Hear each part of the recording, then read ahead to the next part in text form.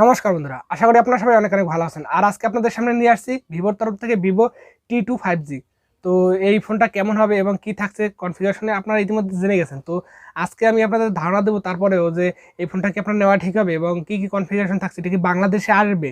তো এই ফোনটা নিয়ে যত রকমের প্রশ্ন আছে, তো টুকটাক আমি আমার মতন করে সবাইকে দেওয়ার চেষ্টা করবো। এই ফোনটা ওভারঅল কেমন হবে, আমার ওপিনিয়ন কি, তো সেটা অবশ্যই জানাবো। আর ফার্স্টেই আমি আপনাদের বলে দিতে চাই, আমার কিন্তু কোনো পেইড রিভিউ না যে আপনাদের কাছে আমি মিথ্যা কোনোভাবে কোনো কিছু তুলে ধরবো যেটার কারণে আপনাদের মানে কোনো পরবর্তীতে কোনো সমস্যা হয়। তো অবশ্যই যদি ভালো মনে হয় তাহলে চ্যানেলটাকে সাবস্ক্রাইব করবেন এবং ভিডিওটাতে একটা লাইক দিবেন। তো আগেই আপনাদের লাইক দিতে বলছি না, তো চলুন দেখে নেওয়া যাক যে এই ফোনটার কনফিগারেশনে কী থাকছে এবং আমার ওপিনিয়নটা কী। তো এই ফোনটার কনফিগারেশন থাকছে, এখানে আপনার বডি ফ্রেম রেটে থাকছে 7.8 মিলিমিটারের থিকনেস এবং আপনার 172 গ্রাম ওজন। বেশ ভালো মানের একটি মানে থিকনেস থাকছে এবং আপনার ভালো ওয়েট ডিস্ট্রিবিউশনও যথেষ্ট ভালো। তো ওভারঅল আমার এর ডিজাইন প্যাটার্নটা বেশ ভালোই লেগেছে। আর পাঁচটা ফোনের মতন ডিজাইন হতে পারে ব্যাক সাইডের, বাট এই ফোনটা কিন্তু যথেষ্ট পাতলা ফোন এবং আপনার 172 গ্রাম ওজন, অনেক লাইট ওয়েট। তো বেশ ভালো মানেরই মনে হচ্ছে যে যেহেতু এত পাতলা ফোন এবং এত ওয়েট কম, তো ভালো ফোন, বডি ফ্রেমটাই আমার কাছে বেশ ভালো লেগেছে। তো আমার ওপিনিয়নটা আপনারা বুঝতে পারছেন যে আমি কি বলতে চাচ্ছি। তো এই ফোনটার ডিজাইনে আপনাদের ডিজাইনটা ওভারঅল সিমিলার ডিজাইন হওয়া সত্ত্বেও মনে করেন যে এখানে এর যে থিকনেস এবং আপনার ওয়েট ডিস্ট্রিবিউশন যথেষ্ট ভালো মানের, এখানে কোনো ধরনের কোনো মানে কমপ্লেন দেওয়ার মতন নেই। এবং আপনার কর্নিং গয়লা গ্লাসের প্রোটেকশন রয়েছে এবং প্লাস্টিক ফ্রেম এবং প্লাস্টিক ব্যাগ। তো এটা মাথায় রাখতে হবে, প্লাস্টিক ব্যাগ এবং প্লাস্টিক ফ্রেম।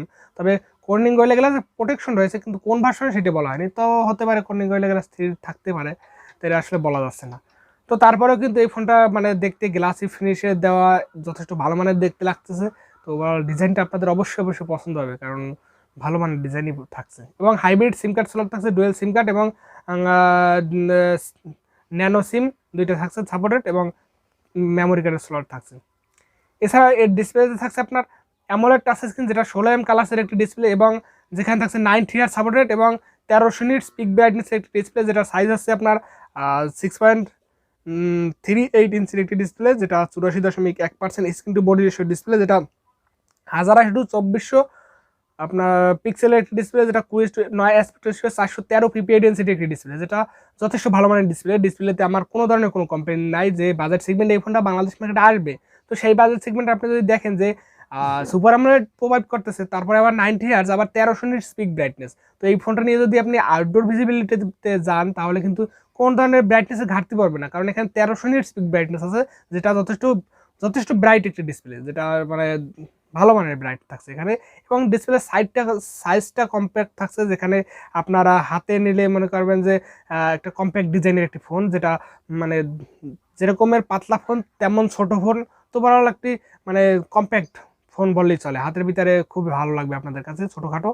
ওভারঅল যারা হ্যান্ডি ফোন চান তাদের জন্য এই ফোনটা বেশ ভালো মানের হতে চলেছে, কারণ এখানে সুপার আমোলেড ডিসপ্লে থাকছে আপনার 90 হার্জ একটি রিফ্রেশ রেট এবং 1300 নিট স্পিড ব্রাইটনেস। ওভারঅল ডিসপ্লেটা বেস্ট ডিসপ্লে। তো ডিসপ্লে নিয়ে আমার কোনো ধরনের কোনো কমপ্লেন নেই এই বাজেটে।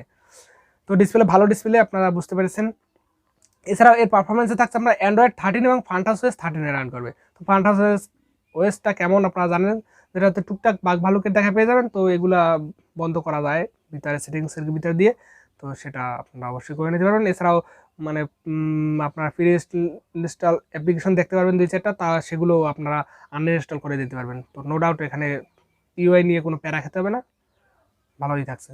তো এখানে চিপসেট হিসেবে থাকছে Qualcomm স্ন্যাপড্রাগনের 695 একটি 5G চিপসেট, যেটা 6 ন্যানোমিটার আর্কিটেকচারের উপর বিল্ড করা। তো এই প্রসেসরটা হচ্ছে বহু পরীক্ষিত প্রসেসর, 695 প্রসেসর, যেটা মিড বাজেটের মানে ওভারঅল ভালো প্রসেসর। কারণ স্ন্যাপড্রাগনের আপনার আরও একটি প্রসেসরের সাথে 7 সিরিজের 750 থেকেও বেস্ট ভালো মানের বেঞ্চমার্ক স্কোর দিয়ে থাকে।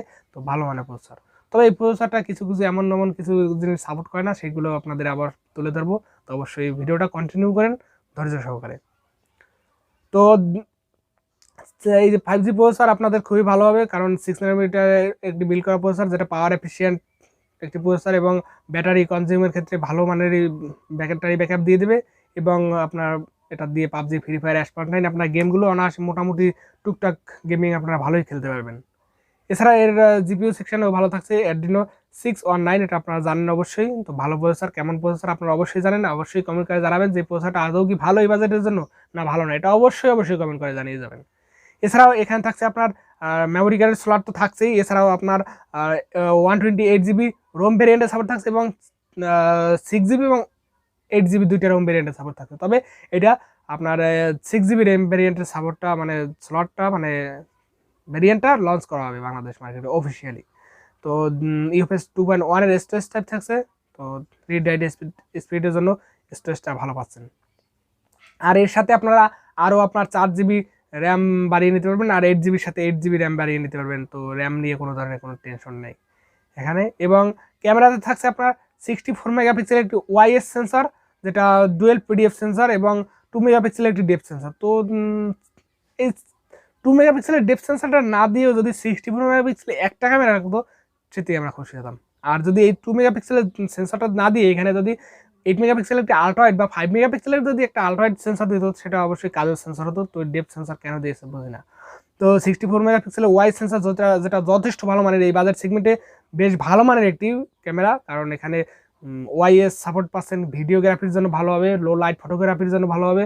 ওভারঅল কিন্তু ক্যামেরা অ্যালগরিদম এখানে ভালো হতে চলেছে, বেশ ভালো মানের হতে চলেছে 64 মেগাপিক্সেলের যেহেতু সেটা আপনার এখানে আছে। এবং 16 মেগাপিক্সেলের একটি সেলফি ক্যামেরা রয়েছে, যেটাও আপনার 2.0 অ্যাপারচারের একটি সেন্সর, যেটাও যথেষ্ট ভালো মানের, এই বাজেট সেগমেন্টে বেশ মানিয়ে নেওয়ার মতন প্রসেসর।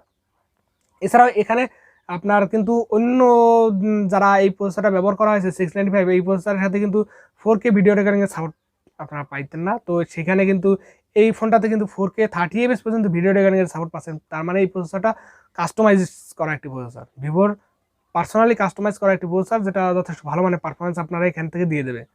তো ক্যামেরা নো ডাউট ভালো মানের হতে চলছে। তো ক্যামেরার জন্য আপনারা এই ফোনটা অবশ্যই দেখতে পারেন, ভালো ক্যামেরা ফোন। এছাড়াও 3mm জ্যাকেট থাকছে এবং লাউড স্পিকার থাকছে না, খালি থাকছে ডুয়েল স্টোরেজ স্পিকার থাকছে না, লাউড স্পিকার সাপোর্ট থাকছে। এছাড়াও আপনার ব্লুটুথ 5.1 এর সাপোর্ট থাকছে, ডুয়েল ব্যান্ডের হটস্পটের সাপোর্ট থাকছে, ওয়াইফাই 6 এর সাপোর্ট থাকছে, NFC সাপোর্ট থাকছে না, FM রেডিও সাপোর্ট থাকছে এবং USB type C port OTG support থাকছে। এছাড়াও ফিঙ্গারপ্রিন্ট সেন্সর, যেটা under display optical fingerprint sensor, এবং আপনার এক্স proximity sensor, gyro sensor, proximity sensor, ক্যাম্পার সেন্সর, সকল ধরনের সেন্সর আপনারা এখানে পেয়ে যাবেন। তো ফেস আনলকটাও পেয়ে যাচ্ছেন এখানে। আর এই ফোনটাকে পাওয়ার ব্যাকআপ করার জন্য রয়েছে লিথিয়াম পলিমার নন রিমুভেবল একটি 5000 mAh এর ব্যাটারি, 4500 mAh এর একটি ব্যাটারি, আর যার সাথে থাকছে 44 ওয়াটের একটি ফাস্ট চার্জার, যেটা 50% চার্জ 25 মিনিটে ফুল করে দেবে এবং আপনার প্রায় 50 মিনিটের ভিতরে আপনার এই ফোনটাকে ফুল চার্জ করে দেবে। তো কেমন লাগলো সেটা কমেন্ট করে জানাবেন। এবং এখানে কালার হিসেবে থাকছে আপনার দুইটা কালার ভেরিয়েন্টে আপনার লঞ্চ করা হবে, যেটা ব্ল্যাকের ভিতরে থাকবে একটা, ব্লুর ভিতরে একটা। তো কেমন লাগলো এই ফোনটা অবশ্যই কমেন্ট করে জানাবেন। আর আমার পার্সোনাল ওপিনিয়ন আপনাদের ভিডিওর সাথে সাথে আমি আপনাদের বলে দিয়েছি, এবং এই ফোনটা যদি আপনারা পারচেস করেন সেই ব্যাপারে এবার পার্সোনাল মতামত জানাবো আমি। যে এই ফোনটা যদি পারচেস করেন, যেটা বাংলাদেশ মার্কেটে যদি এই ফোনটা আপনারা 20-25 হাজার টাকা বাজেট সেগমেন্টে, 25 হাজার টাকা বাজেট সেগমেন্টের ভিতরে যদি আপনারা পেয়ে যান এই ফোনটা, তাহলে আপনারা নো ডাউট এই ফোনটা পারচেস করতে পারেন। কারণ এই ফোনটা 25 হাজার টাকা বাজেট সেগমেন্টেও আপনারা যদি দেখেন অফিসিয়ালি 25 হাজার টাকা বাজেট সেগমেন্টে one of the best phone, best camera algorithm থাকছে, বেস্ট ডিসপ্লে থাকছে, বেস্ট ডিজাইন থাকছে, তো আর ভালো মানের কিছু থাকছে আপনাদের এখানে সেটআপটা। তো 25 হাজার টাকা বাজেট সেগমেন্টে পেয়ে গেলে খুবই ভালো হবে। আর এই ফোনটা অফিসিয়ালি লঞ্চ করা হতে পারে, যেটা 25 হাজার টাকা বাজেট সেগমেন্টের ভিতরেই। তো যদি 25 হাজার টাকা বাজেট সেগমেন্টে লঞ্চ করা হয়, তাহলে অবশ্যই আপনারা এই ফোনটা একবার দেখতে পারেন। তো কেমন লাগলো অবশ্যই কমেন্ট করে জানাবেন। আর আপনাদের আমার রিভিউ কেমন লাগলো সেটাও কমেন্ট করে জানাবেন, এবং নেক্সটে কোন ধরনের ফোনের রিভিউ চাচ্ছেন, চাচ্ছেন কি ভিডিও চাচ্ছেন সেটা অবশ্যই কমেন্ট করে জানাবেন। তো দেখা হচ্ছে নেক্সট ভিডিওতে। সবাই ভালো থাকবেন, সুস্থ থাকবেন। বাই দ্য ওয়ে, সাবস্ক্রাইব করার কথা কিন্তু বলি নাই। তো আপনাদের যদি মনে হয় যে না আমার ভিডিওতে উপকার হয়েছে, তাহলে অবশ্যই সাবস্ক্রাইব করে দিয়ে পাশে থাকবেন।